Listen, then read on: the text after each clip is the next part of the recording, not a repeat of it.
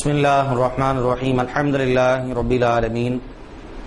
As-salatu was-salamu ala rasulika Sayyidina Muhammadin sallallahu alayhi wa sallam wa ala alihi wa ashabihi ajma'in.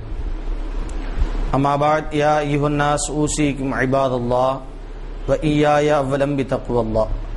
قال الله تعالى في القرآن العظيم والفرقان المجيد أعوذ بالله من الشيطان الرجيم بسم الله الرحمن الرحيم وإن يمسسك الله بضر فلا كاشف له إلا هو وإن يردك بخير فلا راد لفضله يصيب من يشاء من عباده وهو الغفور الرحيم صدق الله مولانا العظيم. புகழ் அனைத்தும் அல்லாஹ் ஒருவனுக்கே உரித்தாகுக. அல்லாஹ்வின் அருளும் கருணையும் சலாத்தும் சலாமும் நம் யாவர்கள் மீதும் என்றென்றும் உண்டாவதாக என்ற இனிய துஆவோடு சலாத்தினை தூரி துவங்குகிறேன். அஸ்ஸலாமு அலைக்கும் வரஹ்மத்துல்லாஹி தஆலா வபரகாத்துஹு.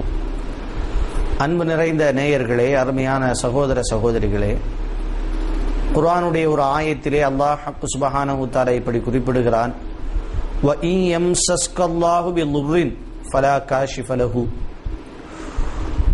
அல்லாஹ் ஒரு தீமையை மனிதனை தீண்டும்படி செய்தால்,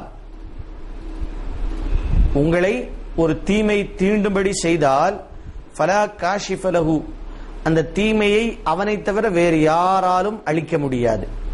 அதிலிருந்து, அந்த தீமையிலிருந்து நம்மை பாதுகாப்பது அவனால் மட்டும்தான் முடியும். அவனை தவிர வேறு யாராலும் அந்த தீமையை நீக்க முடியாது. உங்களுக்கு ஒரு நலவை பிஹைரின், ஒரு நலவை நாடினால், ஃபலா ராத்த லிஃபضலிஹி, நன்மை செய்ய நாடிவிட்டால் அதை தடுப்பவரும் யாரும் கிடையாது. யுஸீபு மன் யஷாஉ மின் இபாதிஹி, தன் அடியார்களிலே யாராருக்கு என்னென்ன கொடுக்க வேண்டும் என்று அல்லாஹ் நாடுகிறானோ, தீமையை விலக்க வேண்டுமா, யாருக்கு எதை இந்த தீமையை விலக்க வேண்டும், எவ்வாறு அல்லாஹ் நாடுகிறானோ அப்படியெல்லாம் நடக்கிறது.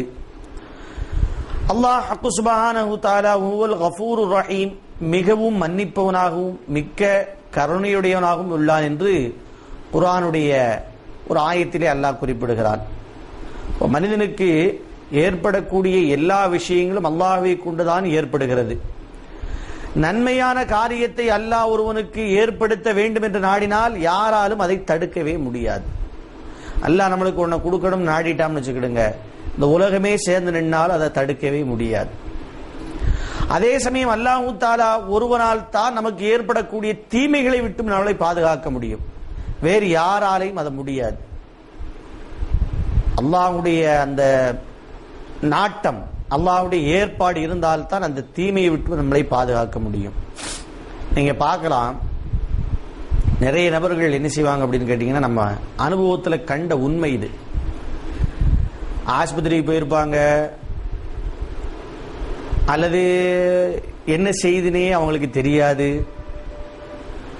ஹாஸ்பிட்டல்ல எல்லா செக்கப்பும் பண்ணியாச்சு, வயிற்று வலி போக மாட்டேங்குது, தலைவலி போக மாட்டேங்குது, உடல் அசதி போக மாட்டேங்குது, என்னமில்லாம பண்ணி பார்ப்போம், ஆனா அதுக்கெல்லாம் அது கேட்காது. ஆனா அப்படிப்பட்ட சமயத்துல கடைசியா என்ன செய்வாங்க அப்படின்னு கேட்டா, போய் ஓதி பார்த்துட்டு வருவோம்னு வருவாங்க. ஓதி பார்த்துட்டு ஒரு தடவை தான் போவாங்க. அவ்வளோ நாள் அவ்வளோ கஷ்டப்பட்டதெல்லாம் ஓடி போயிடும். அதுக்கு காரணம் என்ன அப்படின்னு கேட்டீங்கன்னா, ஓதி பார்ப்பது அல்லாஹ்வுடைய குர்ஆன் ஷரீஃபை கொண்டு ஓதி பார்க்கப்படுகிறது. இப்ப நம்மள்ட்ட ஒரு வாராங்கன்னா நாங்க குர்ஆன் ஷரீஃபை ஓதுறோம். அப்படி ஓதும் பொழுது அல்லாஹ்வுடைய கலாம் ஷரீஃப் அங்கே வேலை செய்கிறது. குர்ஆனுடைய ஆயத் அல்லாஹ் சொல்லுகிறான், ஃபலா காஷிஃப லஹு இல்லா ஹுவ, அவனால் தான் எதையுமே விலக்க முடியும், அவன் நாடினால் விலக்கி விடுவான். அல்லாஹ்வுடைய கலாம் ஷரீஃப், அல்லாஹ் நீ சொன்னதை வச்சு நாங்க உன்னிடத்துல வேண்டுகிறோம் சொல்லி நினைச்சு ஓதுறோம், அவங்களுக்கு சரியா போயிடுது.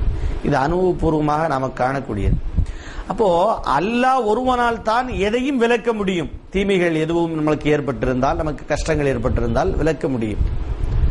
அப்ப நாம் அல்லாஹ்விடத்தில் துஆ கேட்க வேண்டும், எனக்கு நல்ல நிலையை கொடு, கஷ்டங்களிலிருந்து விடுதலை பெறக்கூடிய தௌஃபீக்கை கொடு, நல்ல காரியங்களை யாருக்கு நீ நாடுகிறாயோ அப்படிப்பட்ட நல்ல காரியங்கள் எனக்கு ஏற்பட வேண்டும் என்றெல்லாம் நாம் அல்லாஹ்விடத்திலே வேண்டிக் கொண்டே இருக்க வேண்டும். ஹபீப் அஜமி என்ற ஒரு மனிதர் வாழ்ந்து வந்தார்.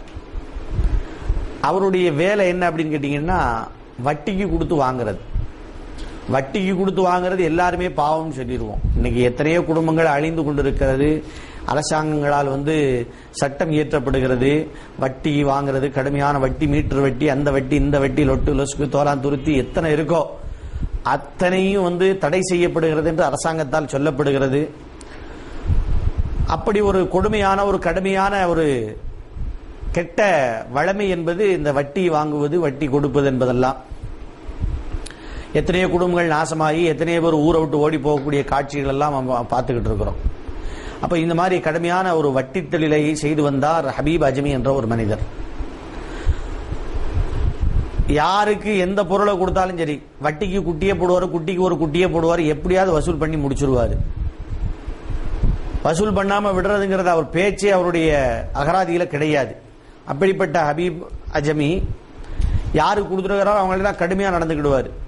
நீங்க பாத்தீங்கன்னா இந்த வட்டி தொழிலில் ஈடுபடக்கூடிய ஆளுகள் எல்லாம் பாத்தீங்கன்னா முரட்டு ஆசாமியா இருக்கிறாங்க. ஏன் அப்படின்னு, ஏங்க இப்படி ஒரு மீசையை வளர்த்துக்கிட்டு ஏங்க இப்படி ஒரு சைஸா இருக்கிறீங்கன்னு சொல்லி நம்மள்கிட்ட யாரும் பழகும் பொழுது நம்ம கேட்டோம்னு சொன்னா இதை பார்த்தா தான் அவன் பயப்படுவான் அப்படின்னு சொல்லி. ஏன் அவனை பயமுறுத்தாட்டி என்ன செய்யணுமா, புடுங்கணுமா. பயமுறுத்தாட்டி புடுங்கி நீ என்ன செய்ய போற, அல்லாஹ் உன்னையே பயம் காட்டி விட்டுருவானே. எவனாவது நீங்க நல்லா சொல்லுங்க, வட்டி தொழில் செஞ்சு வாழ்ந்தவன் எவனாவது உலகத்துல உண்டான்னு சொல்லுங்க பார்ப்போம். அவனும் நல்லா இருக்க மாட்டான், அவனுடைய வம்சத்தையும் அல்லாஹ் தஆலா சோதனைக்குள்ளாக ஆக்கி விடுவான். அதனால அது ஒரு கடுமையான கொடுமையான தொழில். அல்லாஹ் தஆலா சொல்லுகிறான், யா அய்யுஹல்லதீன ஆமனூ லா தஅகுலு ரிபா அضாஅஃப முضاعفة வத்தகுல்லாஹ லஅல்லக்கும் துஃப்லிஹூன்.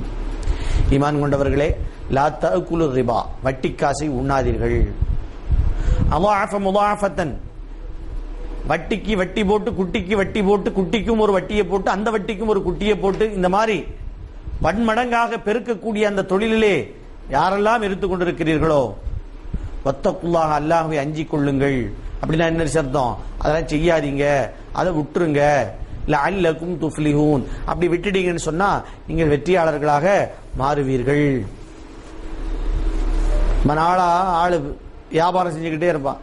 அதுலயும் இந்த கடை இதெல்லாம் அமைப்பு ரீதியாக ஏற்படுத்தாம எங்கேயாவது ஒரு இடம் கிடைக்கிற இடத்துல தொழில் செய்வோங்கிற எண்ணத்துல சின்ன அளவுல வியாபாரம் செய்யக்கூடிய வியாபாரிகள் பலரை நம்ம கண்ணால பாக்குறோம். ஆள் வியாபாரம் செஞ்சுக்கிட்டே இருப்பாங்க. திடீர்னு ஆளை காணல, எங்கெங்க போயிட்டார் அப்படின்னு சொல்லி கேட்டோம்னு சொன்னா சொல்லுவாங்க, அவர் ஒரு ஆள்கிட்ட பணம் வாங்கியிருந்தாரு, அதுக்கு வட்டிக்கு குட்டி போட்டு இது மாதிரி அவருக்கு கொடுக்கறதுக்கு இன்னொரு ஆள்கிட்ட வாங்கி, அவருக்கு கொடுக்க முடியாம போய் இன்னொரு ஆள்கிட்ட வாங்கி, இப்படியுமா பாத்தீங்கன்னு சொன்னா பல இடங்கள்ல அவர் வாங்கி கட்ட முடியாம போய் ஊரை விட்டே அவர் கண்காணாத இடத்துக்கு போகக்கூடிய ஒரு அபாயகரமான சூழ்நிலையில் ஆயிட்டாரு. அதனால ஊரை விட்டு போயிட்டாரு அப்படின்னு சொல்லக்கூடிய செய்திகள் எல்லாம் நமக்கு நம்முடைய செய்தி அல்ல, கண்ணால் காணக்கூடிய காட்சிகளாக இன்று உலகத்திலே உலவிக் கொண்டிருக்கிறது. இதை பார்த்து கொண்டிருக்கிறோம். அப்போ இப்படி ஒரு கடுமையான கொடுமையான ஒரு அரக்கத்தனமான ஒரு நிலையை கொண்டு விடக்கூடியது எது, இந்த தொழில். இதுல ஈடுபட்டு இருந்தார் இந்த ஹபீப் அஜ்மி என்ற ஒரு மனிதர். அப்படி அவர் ஈடுபட்டு கொண்டிருக்கும் பொழுது ஒரு ஆளுக்கு கடன் கொடுக்கிறாரு. அவர் கடன் கொடுத்தவர் ரொம்ப நாளா திருப்பி செலுத்தாத ஒரு சூழ்நிலை, அவருக்கு கஷ்டமா இருக்குது. அதிக நாட்கள் சென்றதால கடன் வாங்கியவருடைய வீட்டிற்கு சென்று வசூல் செய்யலாம் அப்படின்னு சொல்லி ஒரு போறாரு. அந்த வீட்டுக்கு போய் பார்த்தா அவர் வீட்டில் இருக்கிறாரான்னு இவர் விசாரிக்கிறாரு. வீட்டில இருந்து அந்த அம்மா சொல்றாங்க வீட்டில் ஆள் இல்லை அப்படின்னு சொல்லி சொல்றாங்க. அப்போ என்கிட்ட கடன் வாங்கி இவ்வளவு நாள் ஆச்சு, அந்த வட்டிக்கு இன்னும் என்ன செய்யல, நீங்க பணம் செலுத்தல, அதுக்கு ஒரு வட்டி இருக்குது, அதுவும் நீங்க செலுத்தல அப்படின்னு சொல்லி கடுமையா சத்தம் போடுறாரு. அந்த அம்மா பயந்து போயிட்டாங்க. அந்த அம்மா பயந்து போய் நடுநணியே சொல்றாங்க, எங்க வீட்டுல ஒண்ணுமே இல்லைங்க, வீட்டுல சமைக்கிறதுக்காண்டி ஒரு ஆட்டு தலை ஒண்ணு வச்சிருக்கிறோம், அதை தவிர வேற ஒண்ணுமே இல்லைங்க, அவரும் வீட்டுல இல்ல, வெளியில போயிருக்கிறாரு, வந்த பிறகு நீங்க வாங்க அப்படின்னு சொல்லி அந்த அம்மா நயந்து பயந்து நடுநடுங்கிட்டே அந்த அம்மா சொல்லுது. இந்த ஆள் விட்ட பாடு இல்ல, அந்த ஆட்டத்திலேயாவது கொண்டா, இவ்வளவு தூரம் நடந்து வந்திருக்கிறேன் நானு, அந்த ஆட்டத்திலேயாவது கொண்டா, உன் வீட்டை தேடி வந்ததுக்கு அதான் கூலியாவது இருக்கட்டும் கொண்டா அப்படின்னு சொல்லி இந்த ஆள் ஆட்டத்திலேயே வாங்கிக்கிட்டு போயிடுறாரு. வீட்டுல போய் மனைவி இடத்துல அதை சமைக்க சொல்றாரு. அதுக்கப்புறம் என்ன நடந்துச்சுங்கிறத அடுத்த சந்திப்புல உங்களுக்கு நான் சொல்றேன்.